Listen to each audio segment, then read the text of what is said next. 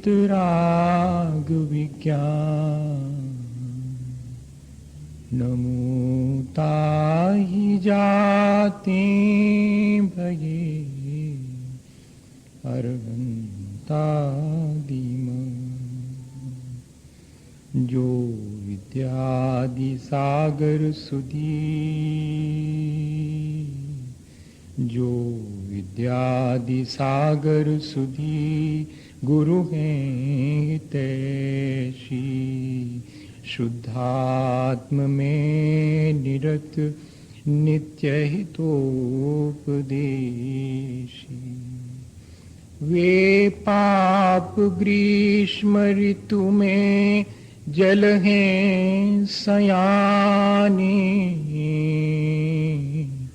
पूजूं उन्हें सतत केवल ज्ञान पाने पूजूं उन्हें सतत केवल ज्ञान पाने। बोले भगवान महावीर स्वामी की, आचार्य कुंद कुंद स्वामी की, आचार्य गुरुवर विद्यासागर मुनि महाराज की।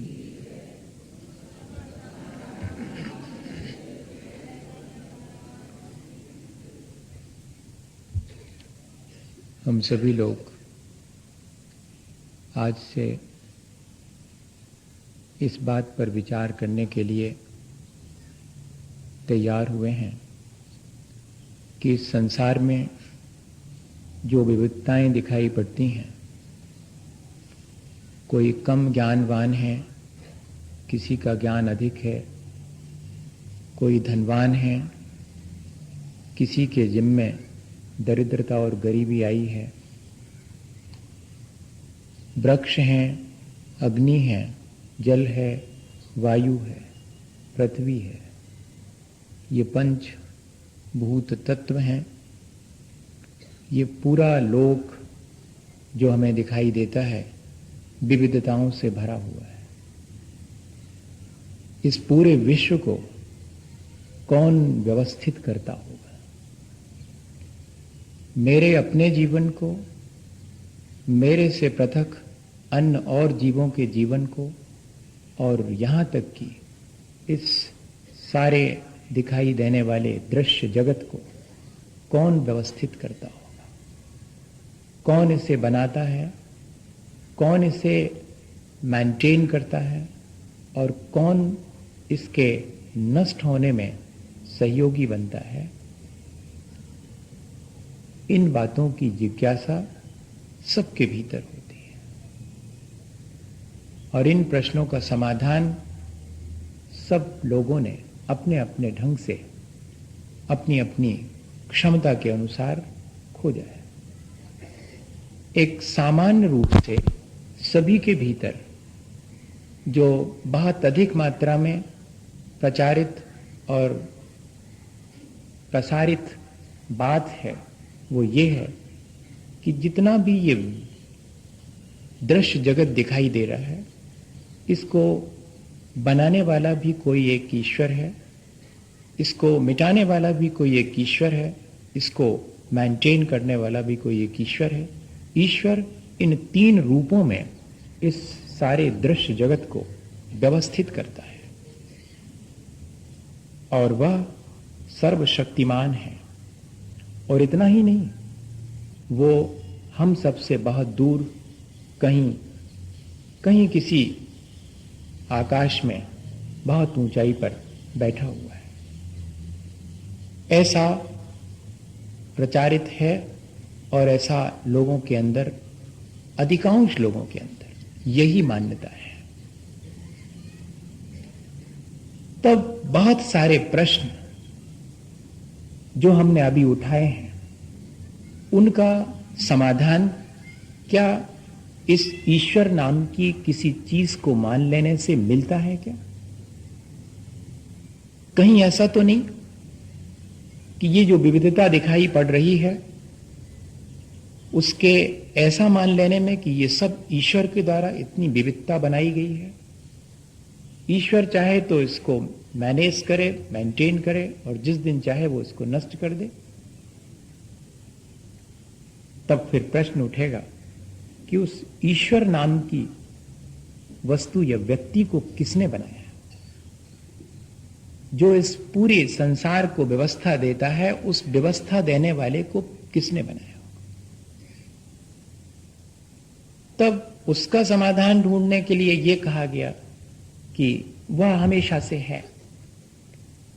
ठीक है, वह हमेशा से है, ऑमनीसाइंट है, ऑमनीपोटेंट है, ऑमनी प्रेजेंट है, हर जगह उपस्थित है, सर्वशक्तिमान है और सब कुछ जानता है। बहुत अच्छी चीज। इस तरह की ईश्वर की व्यवस्थाएं बहुत दुरुस्त होंगी, बहुत सही होंगी।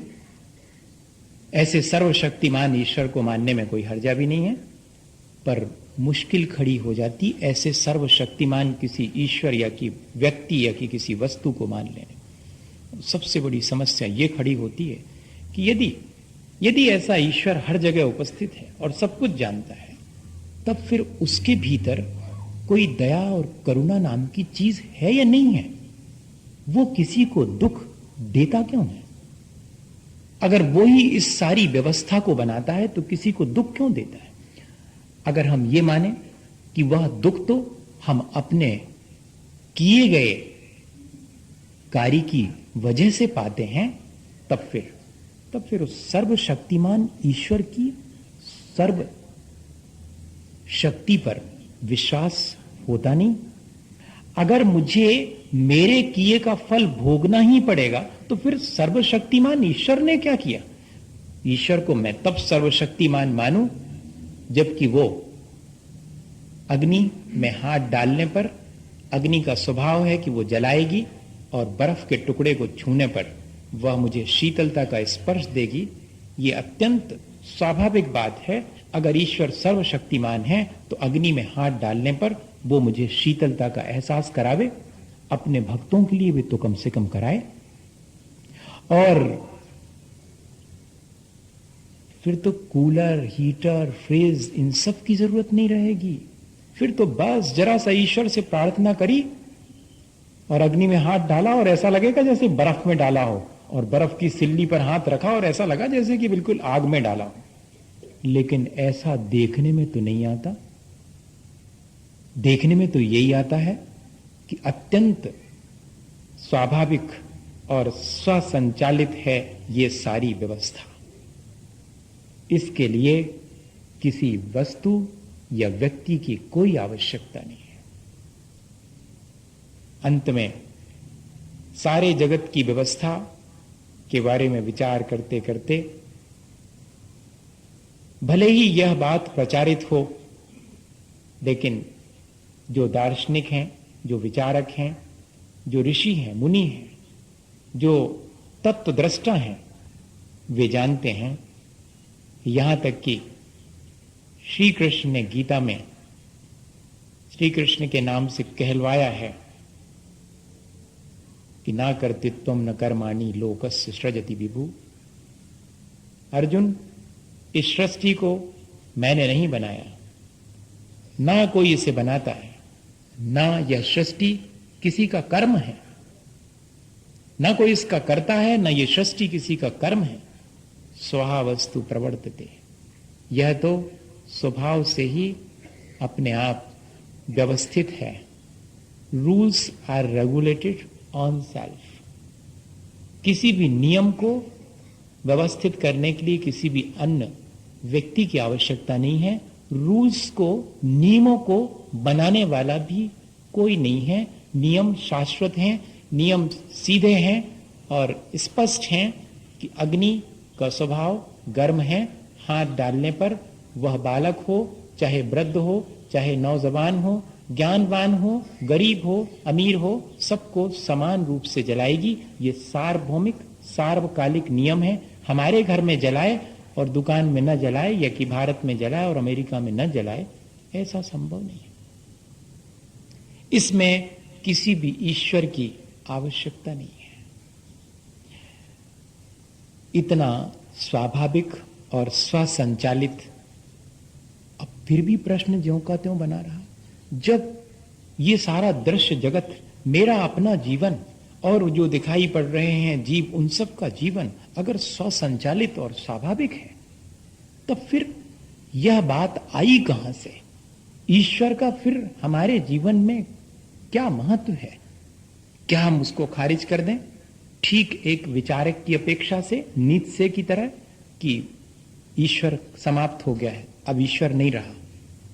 क्या हम भी ऐसा मान लें कि ईश्वर की कोई एग्जिस्टेंस नहीं है, परमात्मा नाम की कोई चीज नहीं है, परम ब्रह्म कुछ भी नहीं है? नहीं, ये सब हैं। अब हमें ये विचार करना पड़ेगा कि इन सब का इस विविधता में जो दिखाई देती है, क्या भागीदारी है?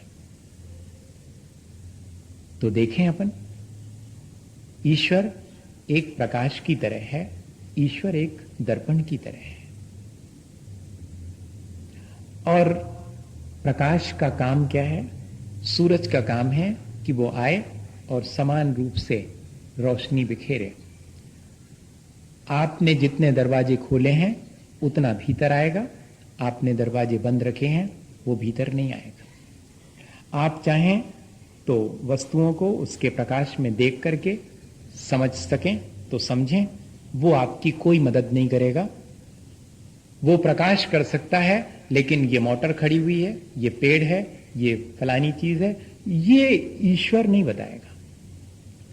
वो प्रकाश की तरह हमें सारी चीजें प्रकाशित कर देगा। अब हमारा फर्ज है कि हम इस विविधता को जानें। इस विविधता में उसका इतना ही हाथ है कि वो इस विविधता का दर्शन करा देता है हमें। वो प्रकाश की तरह है, ज्योति की तरह है, और या कि वो दर्पण की तरह है। जैसे कि घर से बाहर निकलते समय जरा सा अपना चेहरा दर्पण में देखते हैं और देखते हैं कि कहीं कोई कालिक तो नहीं लगी है, और लगी अगर होती है तो उससे अलग कर देते हैं। कालिक दर्पण में नहीं लगी है, न दर्पण पहुंचने से कालिक खत्म होगी, और न दर्पण हमारी कालिक पहुंचेगा, पहुंचना हमें पड़ेगी। ईश्वर का काम इतना ही है कि हमारे कालिक को और हमारी उज्जवलता को, दोनों को दर्पण की तरह बता देता है। और दर्पण के सामने अगर अंगीठी जलती हुई रखी जाए तो वो सिर्फ जलती हुई अंगीठी को दिखाएगा, लेकिन उससे प्रभावित नहीं होगा, वो जलेगा नहीं। बर्फ का टुकड़ा, सिल्ली पूरी दर्पण के सामने रख दी जाए तो बर्फ की सिल्ली से दर्पण को ठंडी और गर्मी का कोई एहसास नहीं होगा, वो तो सिर्फ दिखा देगा कि ये है, आप ये हैं।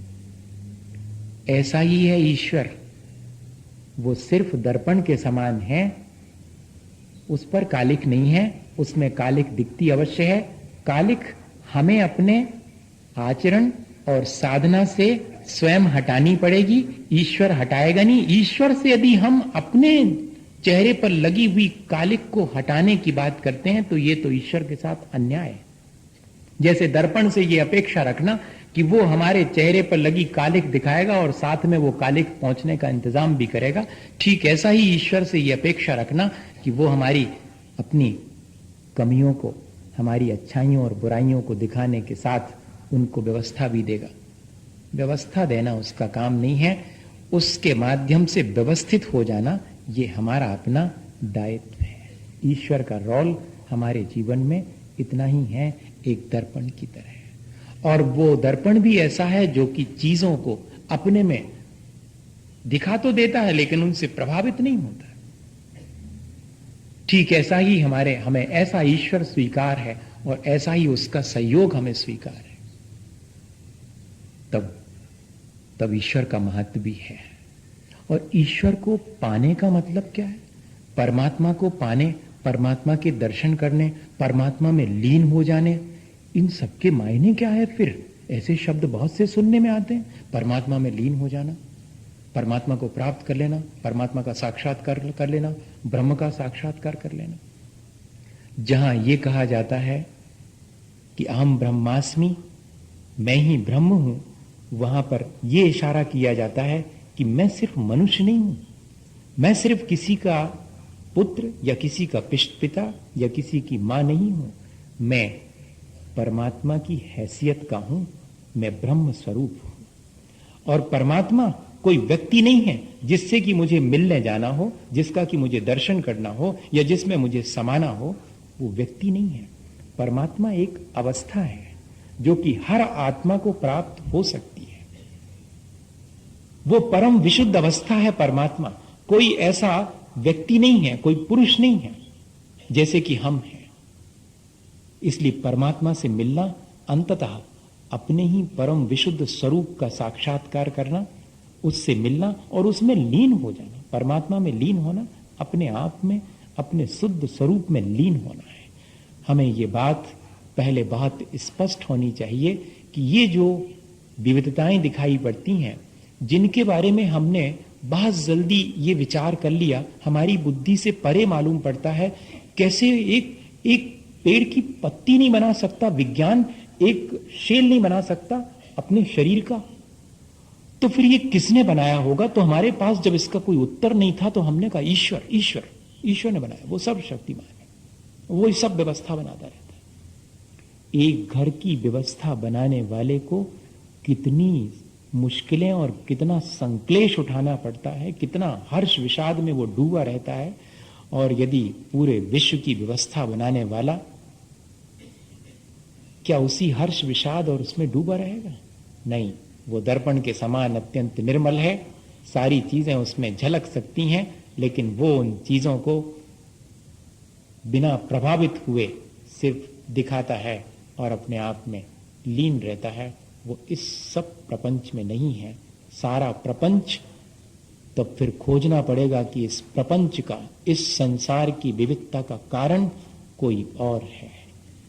ये बात तो स्पष्ट हो गई कि ये जो ईश्वर, जो हमारी अपनी भ्रांति है और जो हमें अपने आप को बचाने का उपाय हमने खोज लिया था कि चाहे कुछ करो, बस सारा डाल दो उसके ऊपर, अच्छा है तो और बुरा है तो।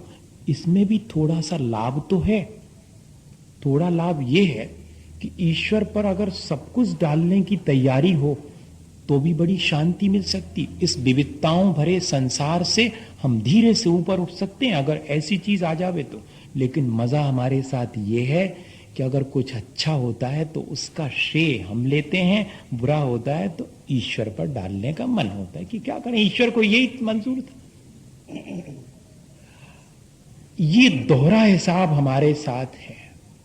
या तो हम एक जैसा ही कि जा विधि राखे राम ता विधि रहिए, फिर सुख और दुख दोनों में समता रखनी पड़ेगी। इस विविधताओं के बीच में भी एक रूपता कायम करके रखनी पड़ेगी। ईश्वर की उपस्थिति का एहसास सिर्फ एक बात की हमें मदद करता है, एक बात में हमें सहायक बनता है, हमारे अपने परिणामों में होने वाले हर्ष विषाद को शांत रखने में। ईश्वर की खोज और ईश्वर के सहयोग, दोनों बातों को दो छोटे से उदाहरण से समझ लें। रविन्द्रनाथ टैगोर ने लिखा कि उन्हें ईश्वर की खोज थी। गीतांजलि में उन्होंने ईश्वर के गीत गाए और उनके पड़ोसी ने उनसे पूछा था कि कभी ईश्वर का साक्षात्कार हुआ? तो बहुत मुश्किल में पड़े थे। उन्होंने अपने संस्मरण में लिखा है कि फिर मुझे ईश्वर की जितनी दरकार नहीं थी उतनी मुझे लालसा थी उस पड़ोसी से बच के रहने की, क्योंकि उसने सीधा पूछ लिया था कि ईश्वर का साक्षात्कार हुआ कि नहीं। अगर कोई ईश्वर के बारे में बात करे और हमसे कोई सीधा पूछ ले कि आप इतनी बातें कर रहे हैं, देखा है कभी उसको, तो हम बगले झांकने लगेंगे, हम यहां से वहां हो जाएंगे कि देखा वेखा तो है ही नहीं। पर है वो, तो फिर चलें उसकी खोज करें। तो रविन्द्रनाथ ने लिखा कि मैं खोज पे निकला और मुझे पता भी मिल गया उसका कि फलानी बिल्डिंग में रहता है वो। हाँ, मैंने पूरा एड्रेस नक्की बिल्कुल करके मैं गाड़ी से नीचे उतरा और जैसा कहा गया था वैसे ही। और मैं जब ऊपर सीढ़ियां चढ़ रहा था तो मेरे मन में विचार आया कि ईश्वर के पास जाने से पहले जरा विचार कर लेना चाहिए कि अगर वो मिल गया तो उससे बात क्या करेंगे,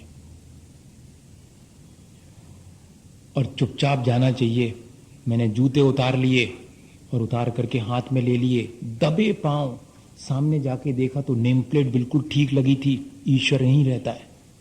यहां तक तय हो गया। मैं बिल्कुल दरवाजे पे एक प्रतीकात्मक रविन्द्रनाथ ने वर्णन किया है उसका कि मुझे मालूम भी पड़ जाए, और मुझे मालूम भी पड़ गया और मैं उसके पास दबे पांव पहुंचाऊं। और जैसे ही दरवाजा खटखटाने का मेरा मन हुआ, पर हाथ रुक गए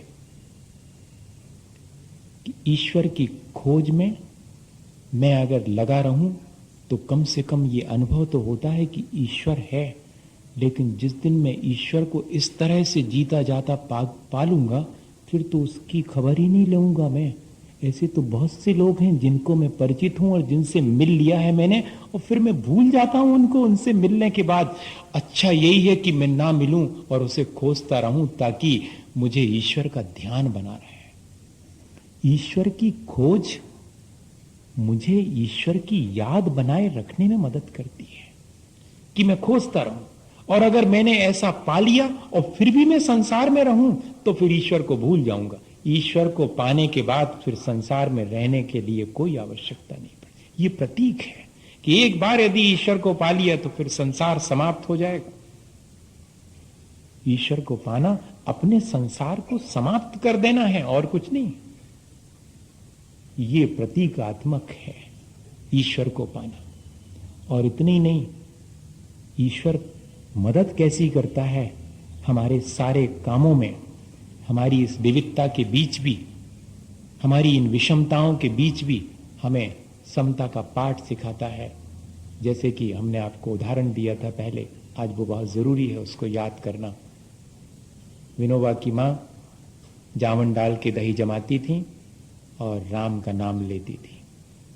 विनोबा जब बड़े हो गए तो उन्होंने कहा कि मां, और सब बातें आपकी समझ में आती हैं, ये बताओ दही जामन से जमता है या ईश्वर का नाम लेने से? ये क्लियर कर दो, आगे हमें बहुत जरूरत पड़ेगी। आप तो अभी जमाती हैं, पर हम रोज देखते हैं कि जामन भी डालती हैं और राम का नाम भी लेती हैं। इसका मतलब है कि दोनों ही से जमता है क्या, या किसी एक से जमता है? अगर किसी एक से जमता है तो या तो जामन डालना बंद करो या कि भगवान का नाम लेना बंद करो। ये क्या मामला है? तो उनकी मां ने हंस करके और कहा कि बेटे, जमता तो दूध दही बनता है, जामन से ही जमता है। तो फिर ईश्वर की क्या आवश्यकता? बेटे, सिर्फ इतनी आवश्यकता है कि कल जब सुबह बहुत अच्छा दही जम जाएगा तब मुझे ये अहंकार ना आ जाए कि मैंने जमाया है, इसलिए राम का नाम ले लिया। मेरी श्रद्धा मेरे इस कर्तापने और अहंकार को कि मैं करता हूं, इसको नष्ट करती। इसलिए ईश्वर के प्रति श्रद्धा भी आवश्यकता है। ईश्वर का इतना बड़ा रोल है, ये सहयोग बहुत जरूरी है ईश्वर का जीवन में, कि मैं उसके प्रति श्रद्धा रखूं और अपने अहंकार को।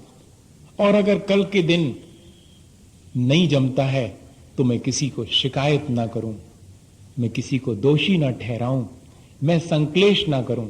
इससे मुझे ईश्वर बचा लेता है। मुझे अहंकार और संक्लेश दोनों से बचाने में मदद करता है। ईश्वर की मेरे जीवन में मदद इतनी ही है, वो मेरे जीवन को सुखी दुखी बनाता है, मेरे बॉडी को कंस्ट्रक्ट करता है, या कि मुझे इस संसार में धनवान ज्ञानवान या कि दरिद्र और बिल्कुल मूर्ख बनाता है। इसमें उसका कोई हाथ नहीं है। उसका हाथ सिर्फ यह है कि अगर मैं मूर्ख हूं तो मुझे धैर्य बनाता है, मैं ज्ञानवान हूं तो मुझे अहंकारी बनने से रोकता है। बस इतना रोल है उसका, और ये बहुत बड़ी चीज है। इस तरह यदि हम देखें तो कुछ हद तक तो हमने इस बात को बहुत क्लियर कर लिया कि हां, सचमुच है तो ऐसा ही, कोई और है।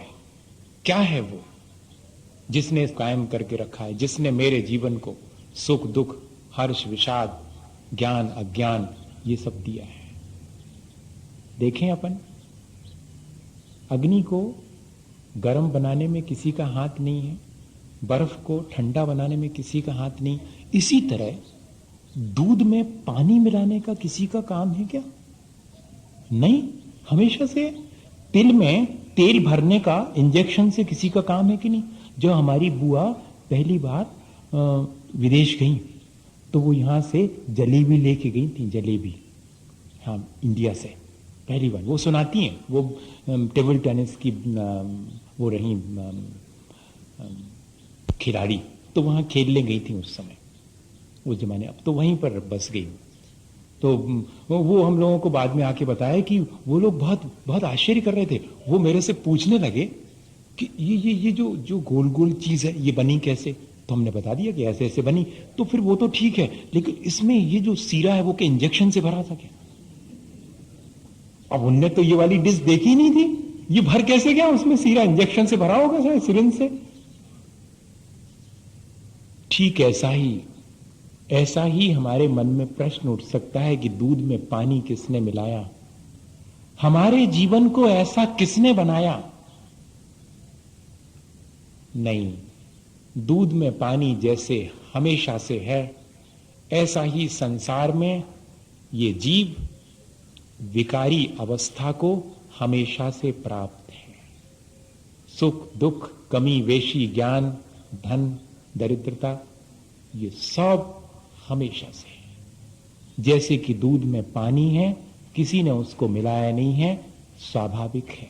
जैसे कि तिल में किसी ने तेल भरा नहीं है, वो जैसे ही तिल उगता है उसमें तेल भी हमेशा है। जैसे ही कोई मनुष्य जन्म लेता है वो अपने साथ अपने विकारों को लेके आता है। ये विकार है क्या चीज?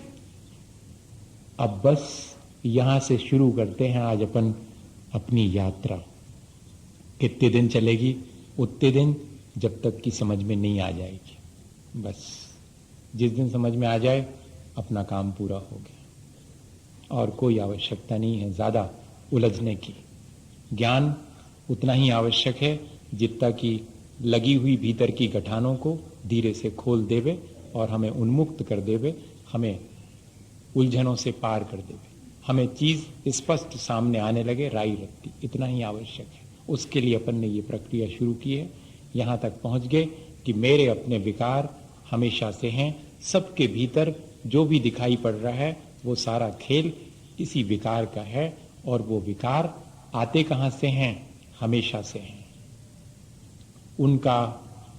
उनका कारण भी मुझे अपने भीतर खोजना पड़ेगा, और उनका कारण मेरे अपने विकारों का, मेरी अपनी आसक्ति, मेरी अपनी अज्ञानता, मेरा अपना ये शरीर मेरे इन विकारों को आगे बढ़ाने में मदद देता है, और मेरे अंदर के जो विकार हैं वो मेरे द्वारा ही जनरेट होते हैं, किसी और के द्वारा नहीं होते। मैं विकार से ग्रसित हूं हमेशा से, और उन विकारों की जिम्मेदारी मेरी अपनी है, इंडिविजुअल है, और उन विकारों के घटाने बढ़ाने में ये मेरी मदद करता है। ये हमेशा से मेरे साथ है। एक विशेष सर्कल है जिसमें हम अपने थॉट्स की एक्टिविटीज, अपने स्पीच की एक्टिविटीज, अपने बॉडी की एक्टिविटीज हमेशा करते रहते हैं, और इस शरीर के माध्यम से हमारे भीतर जो भी भाव आते हैं, थॉट्स और फीलिंग्स होती हैं, वे सारा इस विविधता के लिए रेगुलेट करती हैं, और कोई अतिरिक्त नहीं है। हमारे अपने कर्म और हमारा अपना शरीर हमारे संसार के भ्रमण का और इस विविधता का कारण है। यहां तक हमने इस बात को समझ लिया। वे कर्म कैसे हैं? वे हमारे साथ बनते भी हैं, वे हमारे भोगने में भी आते हैं, वे हमारे करने में भी आते हैं। तीन तरह के हैं। कुछ कर्म हैं जो हम करते हैं, कुछ कर्म हैं जिनका हम फल भोगते हैं, कुछ कर्म हैं जो हमारे साथ फिर से आगे की यात्रा में शामिल हो जाते हैं। और इस तरह ये यात्रा एक विशेष सर्कल, इसीलिए संसार को चक्र माना है, जिसमें की निरंतरता बनी रहती है। ठीक एक गृहस्थी की तरह, जैसे किसी गृहस्थी चलाने वाली मां को हमेशा इस बात का ध्यान रखना पड़ता है कि शक्कर कितने दिन की बची, और गेहूं कितने दिन का बचा, और आटा कितने दिन का बचा। इसके पहले कि वो डिब्बे में हाथ डाल के पूरा साफ करे, ऐसा मौका आते ही नहीं है। दूसरी तैयारी हो जाती है। बुंदेलखंड में कहते कि डेढ़ लगी रहती है तब गृहस्थी चलती है। डेढ़ लगी रहती है मतलब कोई भी चीज एकदम खत्म नहीं होती, खत्म होने के कुछ घंटे पहले ही सही, कुछ मिनट पहले वो शामिल हो जाती है, तब चलती है गृहस्थी। ठीक ऐसे ही हमारा संसार चलता है। हम जो भोगते हैं उसके भोगते समय जितनी सावधानी और असावधानी हमारी होती है, ठीक ऐसे ही जैसे कि हमारे चेहरे पर कालिक लगी हुई है, वो हमारी अपनी असावधानी है, दर्पण ने हमें दिखा दिया है। कालिक हमारे चेहरे पर हमारी असावधानी से लगती, हमारी अज्ञानता से लगती है।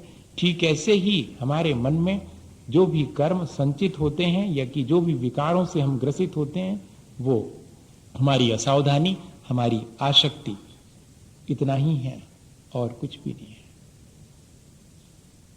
दो ही चीजें हैं, हमारी अपनी असावधानी जिसको हम अज्ञानता कह लें, हमारी अपनी आसक्ति।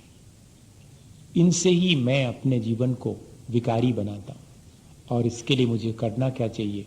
मेरे आचरण की निर्मलता और दूसरी मेरी अपनी साधना, समता की साधना। ये दो चीजें हैं इस संसार की विविधता से बचने के लिए। कुल तो इतना ही मामला है, पर इतने में कुछ लोगों को समझ में आ सकता है, कुछ लोगों को इतने में समझ में नहीं आ सकता। तो आचार्य भगवान तो, श्री गुरु तो सब जीवों का उपकार चाहे हैं, सो फिर इसका विस्तार करते हैं। और वो विस्तार अपन करेंगे। जो विस्तार रुचि वाले शिष्य हैं उनको विस्तार से समझ में आता है, जो संक्षेप रुचि वाले हैं उनको बात इतनी ही है समझने की, और मध्यम बुद्धि वाले हैं उनको तो विस्तार भी कर दो चाहे संक्षेप में कह दो, वो समझ जाएंगे। मैं ये मान के चल रहा हूं कि हम सब विस्तार रुचि वाले हैं, इसलिए अपन इसका विस्तार करते हैं। बात कुल इतनी ही है।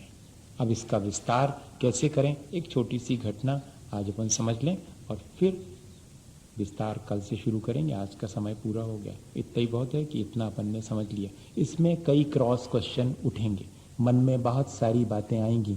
ये प्रक्रिया वन साइडेड चलाने का मेरा मन नहीं है। अभी तक चलाई हमने वन साइडेड कि मैं ही मैं आकर के और आपको सब बातें बोलता रहा और आप बिल्कुल चुप पे बैठे सुनते रहे।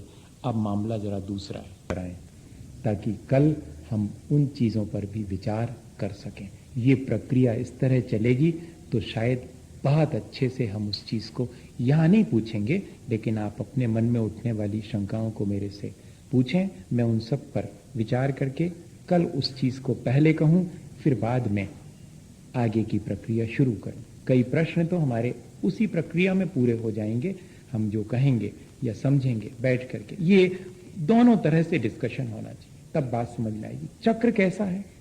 चक्र मेरी असावधानी और मेरी आसक्ति का है और कुछ भी नहीं है।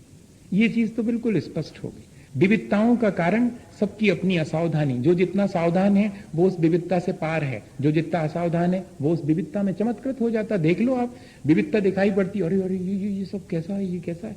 और जिसको पहले से मालूम है सावधान है, विविधता में भटकना नहीं, चुपचाप निकल जाओ यहां से। बच्चे नहीं निकल सकते, बच्चे तो देखेंगे सब एक एक एक एक। और जो बड़े लोग हैं उन्हें मालूम है कि यहां से इस रास्ते से सीधे गुजर जाना है, आसपास चारों तरफ कुछ नहीं देखना है। बस जो सावधान है वो संसार से आसानी से बाहर निकल जाता है, और जो विविधताओं को देख करके उनका समाधान खोजने की कोशिश नहीं करता, बल्कि विविधताएं उसे आकृष्ट करती हैं और उसकी आसक्ति को बढ़ाती हैं। जो आसक्त हो जाता है वो फंस जाता है, ट्रैप हो जाती है उससे सारी चीजें। जिस चीज का जितना आकर्षण होगा हम उस चीज से उतने बंध जाएंगे। बंधना और कोई बड़ी चीज नहीं है। मेरी आसक्ति मुझे चीजों की विविधता से बांध लेती है, और मैं सावधान हो जाऊं और मैं अनासक्त होकर गुजरूं तो ये संसार अपनी जगह ज्यों का त्यों है। मैं इस चक्र से पार हो जाता हूं, मैं परिधि से पार होकर सेंटर में आ जाता हूं। और हम सब की कोशिश सिर्फ इतनी है कि इस संसार की परिधि पर चक्कर खाते जिंदगी निकल गई, और मुझे अब उस चक्कर को छोड़ करके अपने सेंटर, अपने केंद्र में स्थापित करना है अपने आप को। प्रक्रिया इतनी है। वो जो मैं उदाहरण कह रहा था, 4 मित्र थे और चारों के मन में आया कि वे कुछ जीवन में हासिल करें, कोई ऐसी चीज जिससे कि उनको संतोष हो।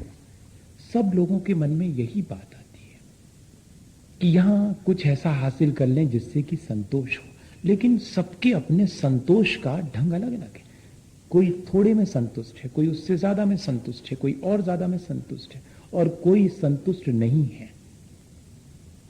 जो जितना यहां संतुष्ट है वो उतना संसार से पार है, और जो जितना असंतुष्ट है उसका संसार उतना बड़ा है।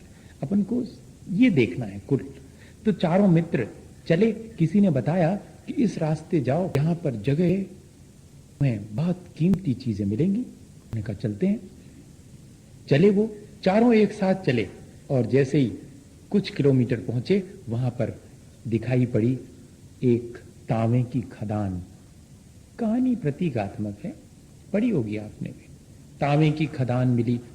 चार में से एक ने कहा अरे अरे इतनी कीमती चीज ले लो, बस इतने से जीवन चल जाएगा, जितनी ले चलना हो उतनी ले लो। बाकी तीन ने कहा नहीं, इससे कुछ नहीं होने वाला, ये बहुत हल्की धातु है। जरा जब तांबे की मिली है, वो बताने वाला बताता है कि बहुत मिलता है, तो थोड़े और आगे चल। हाँ, चौथा वाला वहीं रुक गया, तीन आगे बढ़ गए। कुछ किलोमीटर चले, अब की बार चांदी की खदान मिली। उन्होंने कहा देखा, मैंने कहा था ना, वो चौथा वाला बिल्कुल बुद्धू, ऐसा ही लगता है यहां पर, ऐसा ही लगता है सबको। और उनमें से भी तीन में से तीसरे वाले ने कहा कि मुझे तो संतोष है, चांदी की बहुत कीमत है। दो ने समझाया उसको कि बताने वाले ने देखो कितना सही बताया था, जब तांबे की और चांदी की मिल गई है तो अब निश्चित है कि सोने की मिलेगी, तुम कहां रोक रहे हो यहां पर। उसने कहा नहीं नहीं, अब तो मैं रुकता हूं। रुक गया वो, दो आगे बढ़ गए।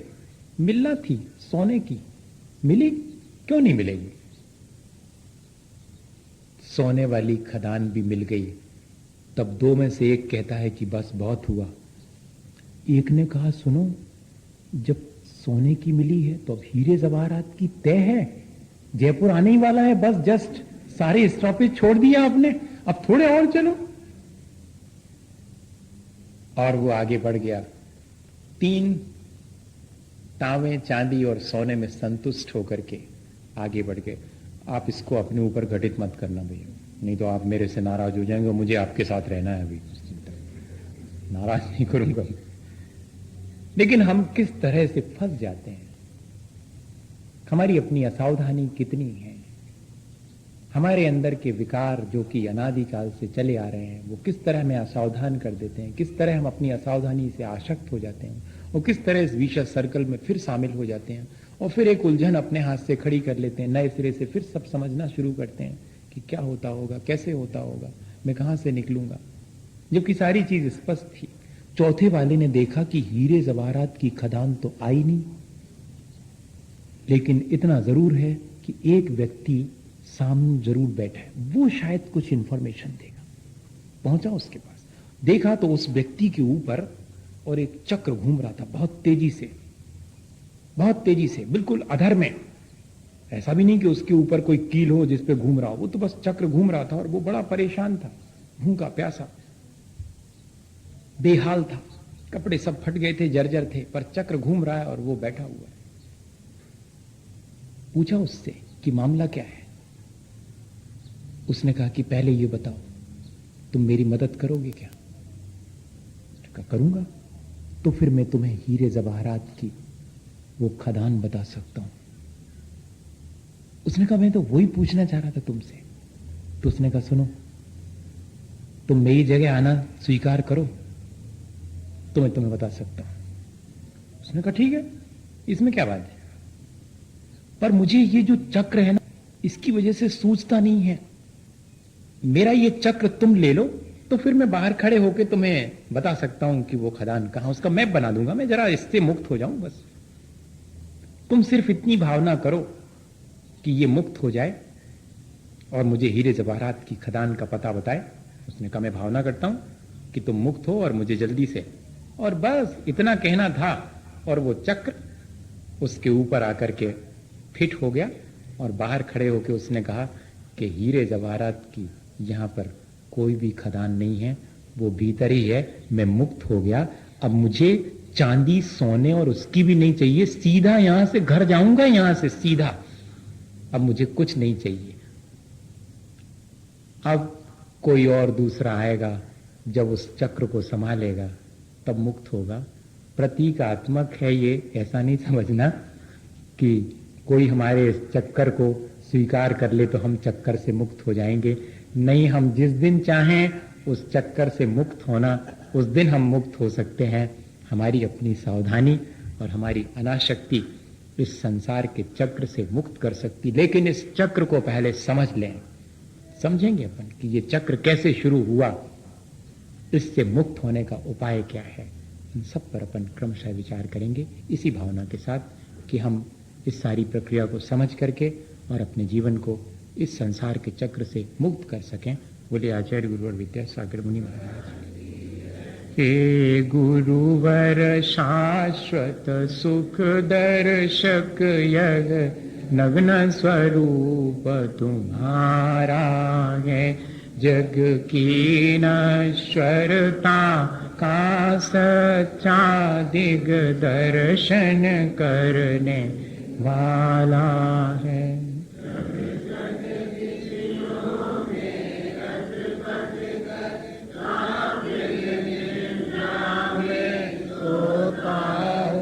अथवा वह शिव के निष्कंटक पथ में विषकंटक बोता हो।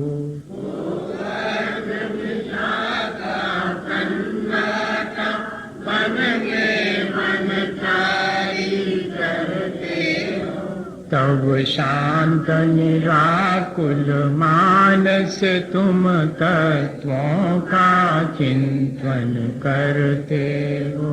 करते तपशैल नदी तट पर, तब तल वर्षा की घड़ियों में समतारस पान किया करते, सुख दुख दोनों की घड़ियों में। अंतर ज्वाला करती वाणी, मानो लड़ती हो कुल घड़ियां। भव बंधन तड़ तड़ टूट पड़े, खिल जावे अंतर की कलियां। तुम सावधानी क्या कोई हो, जग को देवी जग की निधिया। दिन रात लुटाया करते हो, शम शम की अविनश्वर मणियां। हे निर्मल देव तुम्हें प्रणाम, हे ज्ञान दीप आसम प्रणाम। हे शांति त्याग के मूर्तिमान, शिव पथ पंथी गुरुवर प्रणाम। नाश वे को ज्ञान के प्रकाश वे को चाहो द्रव्य जानवे को, बंद विद भानवे को, स्वपर पिछानवे को परम प्रमाणी है। अनुभव बताए को जीव के जताए को, जहाँ तहाँ तारवे को, पार के उतारवे को, सुख विस्तारवे को, यही जिनवाणी है। रामानी के ज्ञान दे मुझे लोकालो, तो प्राणी मस्तक नमो सदेव। कांदुल पुष्प कई चरु सुदीप, सुधूप फलाए धवल मंगल गान रवा कुले, दिन ग्रहे मुनिराज मनोन्य। ओम ह्रीम श्री परम पूज्य 108 आचार्य श्री विद्यासागर जी महाराज के संगत मुनि क्षमा सागर जी, मुनि भव्य सागर जी महाराज के चरण कमलों की पूजा नरपत प्राप्त है। अर्घ्यम निर्पामते स्वाहा।